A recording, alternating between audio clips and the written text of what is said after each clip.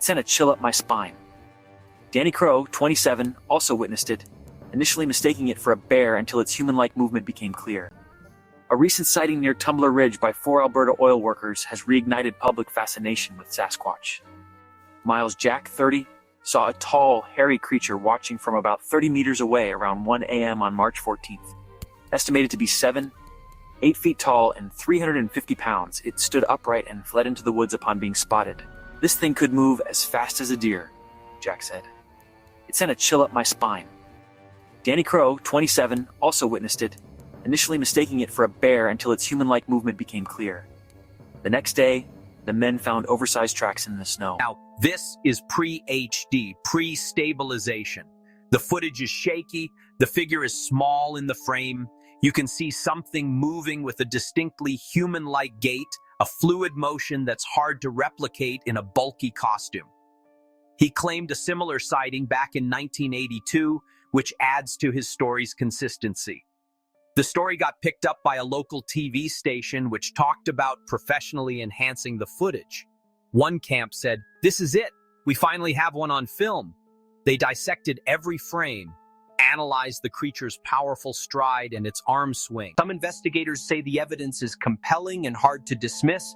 An imperfect, injured foot is the hallmark of a real organism. So, you look at all these stories together, Albany, Conway County, Paul Freeman, the Idaho family, and a pattern emerges. It's a repeating loop of discovery, documentation, and debate. People find giant, unexplainable prints. They make plaster casts. Experts and police are called in. Some investigators say the evidence is compelling and hard to dismiss. Law enforcement often defaults to a hoax theory. Then you get the occasional piece of blurry film or a grainy photo that just adds more fuel to the fire. They're a study in human psychology. You see fear. You see curiosity. You see a desire for fame. You see a genuine scientific quest for answers. With that power, we have to keep a healthy, open-minded skepticism.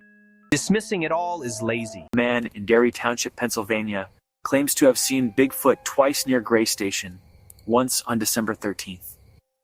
A large object, possibly a railroad tie, landed near him as he walked home.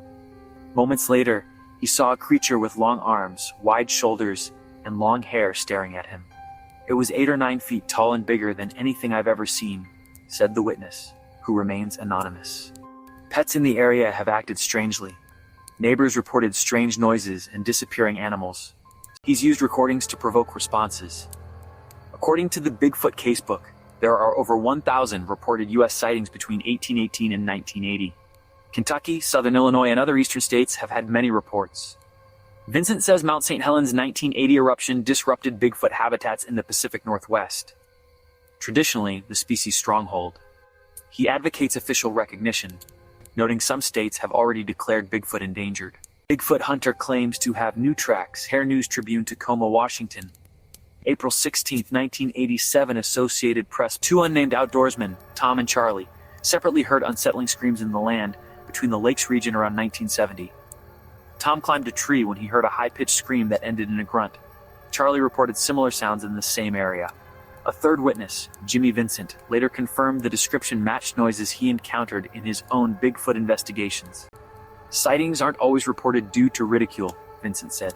He recalled a 1976 incident in Flintville, Tennessee, involving 75 witnesses and a creature repeatedly visiting a home. Vincent believes Bigfoot avoids violence but reacts to children's crying. He's used recordings to provoke responses. There was the baffling case of the angry kangaroo. "We found him hopping up the street," said Chicago patrolman Michael Byrne. "We chased him for 2 blocks, but he was always 1 hop ahead." Byrne and his partner eventually cornered the growling animal. The roo wasn't receptive to being handcuffed and fought fiercely. So much so that it escaped. During the fall of 1974 in Illinois, other verified sightings of kangaroos occurred, some close enough in time to suggest more than one animal. None were captured, nor explained. It was Wild Kingdom gone wild. Stan Gordon of the Pennsylvania Association for the Study of the Unexplained believes the reports may indicate a creature presence.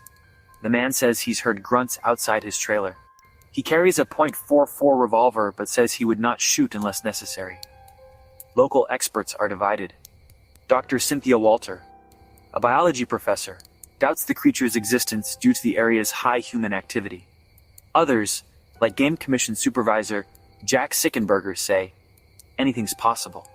Skeptical neighbors remain unconvinced, but Gordon plans to continue investigating and encourages others to report sightings. Bigfoot no stranger to area. The Sun, Paducah, Kentucky, February 15, 1987. Two unnamed outdoorsmen, Tom and Charlie, separately heard unsettling screams in the land between the lakes region around 1970. Mark Strittmatter vanished without a trace in Medicine Bow National Forest. A year later, on October 23, 2020, a tourist exploring the area where Mark had disappeared stumbled upon his binoculars and a loaded shotgun. Nearby, an unfired bullet was discovered in the Tang Pavilion. Another year passed before a hunter named Chris and his nephew came to the Crow Mountains near the park's border for a hunting trip. During their outing, they accidentally discovered Mark's backpack. Following this lead, search and rescue teams found a folding knife about 300 feet from the scene, along with various items like hats and gear. A human mandible was also recovered. Forensic analysis confirmed that it belonged to Mark Strittmatter, the hunter who had vanished 3 years earlier. Evidence indicated that he had suffered a severe blow before death. Strangely, his remains appeared to have been transported dozens of kilometers away to Mount Luke. On the morning of October 19, 2019, Mark was last seen driving his white pickup truck into Medicine Bow National Forest. Surveillance footage from a convenience store captured him wearing a light camouflage shirt, gray trousers, a large hat, and an orange wool cover. October is a popular time for hunting and for people to go missing, but Mark hadn't planned to get lost. He had a specific goal: to hunt a Sasquatch. Medicine Bow National Forest spans over 2 million acres across Wyoming and Colorado. Its climate is unpredictable, with significant temperature shifts between morning and evening. The park's tallest mountains rise above 12,000 feet. The forest is not only rich in wildlife, but steeped in folklore, particularly the enduring tales of Sasquatch. Sightings of the creature have been reported consistently since the 1970s. Many park rangers have heard stories, and some even claimed first-hand encounters. Mark planned to hunt in an area known as Changangi Campground, deep within the park. He was well-equipped, carrying a high-caliber rifle, folding knife, binoculars, and a backpack filled with survival gear. It was clear he had prepared thoroughly. Mark lived with his girlfriend of 13 years, Kelly, who often accompanied him on hunts. Around 11 a.m. that day, he tried calling her, but received no answer. He then texted her, claiming he had nearly killed a Bigfoot. Kelly struggled to understand Mark's increasingly paranoid and eccentric behavior. She believed Bigfoot was a myth. That day, a blizzard had been forecast. Concerned for his safety, Kelly called him back and urged him to stop hunting. There was a long silence on the line. Then Mark hung up. She tried calling again, but he never answered. On October 20th, Kelly returned home and realized Mark hadn't come back. Alarmed, she went to the police station to check if there had been any reports. She was the first to report him missing. Local police began investigating. Instead of going home, Kelly drove alone to Changangi Campground, where she found Mark's white pickup parked at the junction of Forest Highways 801 and 803. The truck was already covered in thick snow. Inside, she found his cell phone, wallet, cigarettes, and other personal items. The keys were in the vehicle's mailbox, a habit Mark was known for. The only items missing were his shotgun and backpack. She tried starting the truck. It was in working condition with no sign of damage. The presence of his cell phone inside the truck suggested he had briefly returned before heading back into the forest. Following Mark's disappearance, search and rescue operations were quickly launched, but heavy snow severely hindered progress. Despite multiple teams, no results emerged. A year later, on October 23, 2020, a mountain climber discovered a pair of binoculars and a shotgun about 600 meters from Mark's vehicle. The shotgun was loaded, and an unfired bullet lay nearby. Authorities confirmed the weapon had been fired at least once. Kelly confirmed these items belonged to Mark. Based on this discovery, police assumed Mark had died. A team of 12 civilian volunteers searched the area but found nothing more. Another year passed before a major breakthrough came.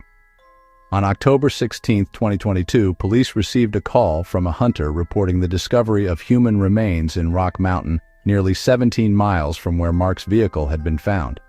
Chris and his nephew had been hunting when they spotted a backpack containing clothing and boots. Inside was Mark's hunting license. Police found more belongings nearby: a human mandible, broken ribs, and personal items including receipts and a folding knife, all within a 300-foot radius. His clothes were located as well, but had been torn apart. Forensic tests confirmed the bones belonged to Mark. His remains showed signs of significant trauma, though the exact cause of death couldn't be determined. There was no conclusive evidence of foul play, but the possibility of a wild animal attack could not be ruled out. Yet no known predator matched the injuries or circumstances. Kelly was again contacted by investigators. She told them Mark had once texted her claiming he'd nearly captured a Bigfoot. She hadn't taken it seriously. She recalled asking him why he'd go hunting in a snowstorm. Mark told her Bigfoot avoided humans in normal weather, but dropped its guard during snowfall, making it the best time to track the creature. He believed Kelly had been stalked and harassed by Bigfoot and claimed that during a previous hunt, a massive beast had followed him down a mountain, even throwing stones. Mark had managed to record part of the encounter on his phone. Despite being armed, he was deeply shaken. He believed he had been attacked, or nearly attacked, by a juvenile Sasquatch. Hunting it became an obsession, driven by both fear and a desire for revenge. Police were unable to draw conclusions from her statements. Ultimately, Mark's death was classified as unexplained, possibly supernatural. Even years later, his case remains unsolved and controversial. The most accepted theory is that Mark may have overdosed. His father, Mike, doubted this, stating his son had previously worked as a forest guide and knew the terrain well. But Mike acknowledged Mark's history with drug use. At the time, he was under medical care and on prescription medication. Police found drugs used to suppress withdrawal symptoms in his backpack. Two other hunters, Jacob and Cameron, added more mystery. On the day of the blizzard, they saw Mark hiking up the mountain and warned him it was too dangerous. An argument broke out. Jacob later reported that Mark seemed agitated and excited, as if provoked by something unseen. Another theory suggests Mark was abducted by a UFO. The idea gained traction because of its similarities to a 1970s case in which a man named Carl Hickton claimed he was abducted at a campsite and transported to a distant forest. Mark's body was found 17 miles, about 27 kilometers, from his truck. To walk that distance, in snow and at elevations of over 10,000 feet, would take over 6 hours, making it unlikely without rest or supplies. A third theory is that Mark fell victim to a legendary creature, possibly Bigfoot. His shotgun's condition indicated he may have been defending himself, yet one bullet remained unfired. His binoculars and shotgun were found far from his backpack, raising suspicions that his body had been moved. No known North American animal could have transported a human body that far uphill. During search operations, teams found something odd: massive footprints leading deeper into the mountains. These prints were larger than any known animal tracks in the region. Though no direct connection to Mark was confirmed, the discovery deepened the mystery. Some believe the footprints may belong to the very creature Mark was hunting. In the aftermath, famed investigator David Paulides, known for the Missing 411 series, became involved. He interviewed Kelly and others close to the case. Intrigued by its strange circumstances, Paulides included it in his research. The case gained wider attention and debate among enthusiasts of the unexplained. Years later, Mark's disappearance remains unsolved, a chilling enigma. The unfired bullet found near his last known location stands as a symbol of everything unresolved. He never got the chance to pull the trigger or finish his hunt, and Kelly, still haunted by what happened, holds on to the faint hope that some answer will one day come.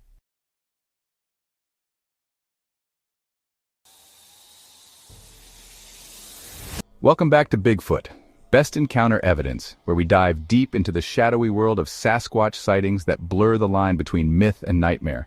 Tonight, I've scoured Reddit for 8 of the creepiest, most spine-chilling first-person accounts from everyday folks who've crossed paths with the unknown. These stories come straight from the Bigfoot community and beyond, raw, unfiltered, and guaranteed to make you double-check the woods outside your window. Settle in, Dim the lights and remember, if you hear a knock at the door, it might not be a friend. Hit that like button if you're brave enough. Subscribe for more encounters that go bump in the night, and let's get into it. Story 1. The Beckoning Shadow, posted by you/anonymous user 42 in our Bigfoot, December 28, 2023. Hi, I'm Sarah from rural Washington, and this happened when I was just 12 years old back in the summer of 2005.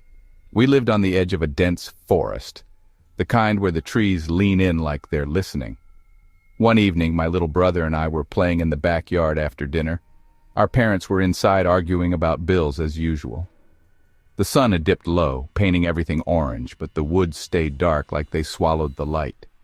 Suddenly we heard this low, rhythmic thumping like heavy footsteps circling our house. Not animal, too deliberate, too close. We froze, hearts pounding, and that's when the porch light flickered on. My brother grabbed my hand, whispering, "Sarah, look!" Peering through the kitchen window, we saw it, a massive silhouette at the tree line, at least 8 feet tall, broad as a bear but upright. Its arms hung low, fingers dangling like branches, and it was waving? No, beckoning. Slowly raising one arm, palm out, curling its fingers toward us in this eerie, patient gesture, like it was inviting us for a walk. The smell hit next. Rotting apples mixed with wet dog and something metallic, like blood. We bolted upstairs, barricading ourselves in my room with dressers and pillows. It knocked then, 3 sharp raps on the side of the house, echoing like gunshots. We didn't sleep until our parents got home hours later. They laughed it off as kids' imaginations, but Grandma, who grew up on those same woods, went pale when we told her. She whispered about the Watchers from her childhood stories, creatures that lure the curious. To this day, I can't eat apples without gagging, and every creak in my house makes me check the windows. Whatever it wanted, I hope it found someone else. Story 2. The Drunken Feast in the Orchard, posted by you/forestwanderer88 in our Bigfoot, July 15th, 2022. Hey folks, name's Mike, a 45-year-old orchard worker from Blaine County, Oklahoma. This goes back to July 1972. Yeah, I'm that old, but the memories burned in like acid. I was 12, helping my dad pick apples after a storm knocked half the crop down. The air was thick with humidity, and we'd hauled a bunch of the bruised ones into a clearing to sort. Dusk fell fast, and Dad sent me to fetch lanterns from the truck. That's when I heard the rustling, deep, guttural grunts like a man choking on laughter. I crept back, thinking it was poachers, but froze at the edge of the trees. There, in the moonlight, squatting amid our rotting pile, was this thing. 7 feet if it stood, covered in matted black fur streaked with mud. Its face, God, that face, was broad and flat, with eyes like wet coals glowing faintly. It was gorging itself, shoving handfuls of fermented apples into its mouth, juice dribbling down its chin in sticky rivers. The smell was vile, sour booze and decay, like a distillery exploded in a graveyard. It paused mid-bite, head snapping toward me, and let out this wet, belching chuckle that vibrated my bones. I swear it knew I was there, but it didn't charge, just tilted its head, grinning with yellowed teeth, like we were sharing a dirty joke. Then it stood, slow and wobbly from the drunk, and shuffled off into the brush, leaving apple cores scattered like offerings. Dad found the mess later and blamed raccoons. But I saw the prints, 18 inches long, knuckles dragging. For years, I'd dream of that laugh, waking up tasting cider. Now, every fall, I avoid orchards. Some feasts aren't meant for humans. Story 3. Tracks in the elk mud, posted by you/IM_2legit in our Bigfoot, November 12th, 2024. What's up, Reddit? I'm Jake from Portland, Oregon, and my uncle's a hardcore elk hunter, boots caked in mud year-round. He just got back from a trip near Ukiah last fall, and over beers he spilled this tale from October 2024 that left him shaking. They were deep in the Cascades, camp set by a muddy creek after a rainy night. Uncle Ray woke at dawn to coffee bubbling, but something felt off, the air heavy, like eyes on his back. He stepped out for a smoke and spotted it. Fresh tracks weaving through their sight, massive 16-inch feet with a weird splayed toe, following what looked like deer prints but veering unnatural. "It was stalking us, Jake," he said, voice low. "Not hunting elk, circling camp, close enough to touch the tent." One print crushed a sapling flat, and in the soft earth, he swore he saw claw marks, like it was testing the ground. No howls, no knocks, just silence, broken by a distant branch snap that echoed too long. They broke camp fast, but on the trail out, Ray's buddy swore he glimpsed a shadow loping parallel through the firs. Tall, hunched, keeping perfect pace. Photos of the tracks? Blurry as hell, but the depth? No human boot sinks that far. Uncle Ray hasn't hunted solo since, says the woods whisper now. Secrets meant to stay buried. Me? I believe him. Those prints weren't leaving. They were arriving. Story 4. Swamp Father and Son. Posted by Alive Social and R Cryptozoology. May 22nd, 2025. Hello, I'm Tom, a lifelong resident of Monroe County, Michigan, and a skeptic no more after what happened to my dad and me last spring. April 2025, to be exact. We're fishermen, hitting the swamps at dawn when the mist clings like ghosts. That day the water was glassy, bullfrogs silent, which should have been our first clue. We poled through the reeds, casting lines when Dad froze. You hear that? A low bubbling gurgle, like a submerged growl. Then, 20 yards out, the water erupted. A shape broke the surface, not a log, not an alligator. 8 feet of dripping fur, shoulders like boulders, head turning slow with eyes yellow as fever. It waded toward us, deliberate, water parting around thighs thicker than my waist. The stench hit like roadkill in July, sulfur and rot, choking. Dad dropped his pole, whispering, "Paddle, boy, now!" but I couldn't look away. It raised an arm, webbed fingers splayed like waving hello or warning. We gunned the motor, reeds whipping our faces, but it kept pace on the bank, crashing through brush we couldn't touch. A mile later, safe on shore, we collapsed, hearts hammering. Prints lined the mud, clawed, deep. Locals nodded when we told, swamp walkers, they call them, guardians that don't forgive trespass. Dad sold the boat. Me? I fish lakes now, but every ripple reminds me, the swamp remembers you. Story 5. The Jabbering in the Fog. Posted by U. Gifford Hiker and R. Bigfoot, July 5th, 2023. Hey all, Alex here, a trail guide in Washington's Gifford Pinchot National Forest. This was June 2023, leading a group on an overnight hike. Touristy types, all chatty. Night 2, fog rolled in, thick as soup, muffling our fire crackle. Around midnight it started. Not howls, but chatter. Guttural jabbering, like samurai grunts mixed with wet gags echoing from 3 sides. Bears! One newbie whispered. I knew better, this park's lousy with stories. We huddled, flashlights slicing nothing but mist, when a branch snapped close, too close. Then silhouettes. 2, maybe 3, circling our perimeter, tall and shambling. Outlines fuzzy, but humanoid. One paused, and I swear its eyes caught our beam. Red pinpricks, unblinking. The jabber rose, frantic, like arguing over us. A rock sailed from the dark, clunking my pack. Panic hit. We bolted for the trail, screams bouncing back distorted. Dawn broke clear, camp trashed, tent slashed neat, not clawed. Prints everywhere, 15-inch strides, knuckles dimpled. No animals do that. I've guided 20 years, this was malice, not curiosity. Now I stick to marked paths, ears tuned for whispers. The forest talks back sometimes, and it doesn't like questions. Story 6. Military Stalkers of the Pines. Posted by U. King Tiger 4 and R. Bigfoot, December 18th, 2023. Sup, Marines?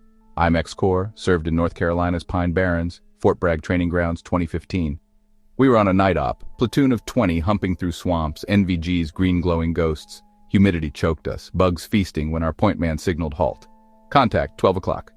Not enemy, something paced us, parallel, crashing brush like a tank in low gear. Sentries reported shadows, 8-footers, bipeds, weaving trees we couldn't see in the murk. No chatter on radio, just static bursts. Then the knocks, sharp on trunks, Morse-like, closing in. One grunt flanked us, stench wafting, dead fish and musk. A boot print in the mud, 17 inches, toes splayed. LT ordered fire discipline, but panic rippled. Who shoots fog? It toyed with us for hours, herding like sheep until dawn scattered it. Debrief? Black bear fever dream? Bull. Vets from Nam whispered same. Wood apes, they called them, Vietnam's ghosts. I left the Corps twitchy, sleeping with doors bolted. War teaches you threats. This one hunts silent, eternal. Semper Fi? More like Semper Watched. Story 7. The Violent Rage of the Trapper. Posted by U/History Buff, 1890 in R. Bigfoot, February 8th, 2013. Evening. Theodore here, yes. Like the president, distant kin. But this ain't family lore. It's from his 1892 journals I found in an attic, a tale from Michigan trappers in the 1880s. 2 brothers, Jed and Eli, fur hunting the Huron River bottoms. First night, terror, howls circling camp, trees shaking like earthquakes. They fired blindly, scattershot shredding bark. Dawn, split to check traps, Eli first back, screaming. Jed's sight, shredded, tent in rags, gear pulped, blood spraying ferns. No body, just drags to the river. 20-foot swipes, prints like a gorilla's but longer strides. Eli bolted, half mad, babbling of the devil's cousin with eyes like coals, roaring rage that bent pines. Weeks later, searchers found Eli's gear downstream, same claw marks. Roosevelt called it grim and great, a beast capable of fury, not just shadow. I've hiked those woods. The air hums wrong. If it snaps, no mercy. Trap wisely, friends, or don't trap at all. Story 8. The Vibrating Brush in the Cascades, posted by U Oregon Trailblazer and R Bigfoot, February 4th, 2025. Yo Reddit, it's Lena from Bend, Oregon. Summer 2023, solo backpacking the Cascade Lakes Trail, 3 days in, loving the solitude. Night 3, tent zipped, I felt it first, ground quaking like distant thunder. Then closer, thudding footfalls, heavy bipedal, shaking pebbles into my tent. No smell, no whoops, just vibration building. Like a train rumbling near. I unzipped the tent a crack. Brush parting 50 yards off, a blur charging, tall, furred blur, legs pistoning unnatural. It veered at the last tree, vanishing like smoke, but the quakes lingered, circling my sight. Heart slamming, I lay rigid till sunrise, every rustle a claw. Morning, snapped saplings, prints 14 inches deep, toes curled like it gripped earth for speed. No road nearby, no campgrounds, just wild. Felt pursued, tested. Now I hike armed, voice recorder rolling. The Cascades hold grudges, mine's still out there, waiting for quiet. Woo, there you have it. 8 bone-chilling Reddit tales that remind us the wild isn't done with us yet. From beckoning shadows to swamp stalkers, these encounters prove Bigfoot's more than folklore. It's a whisper in the dark. What about you? Drop your story in the comments. Have you felt those eyes? Smash like if these kept you up, subscribe and ring the bell for weekly dives into the unknown. Stay safe out there. And remember, the woods are always watching.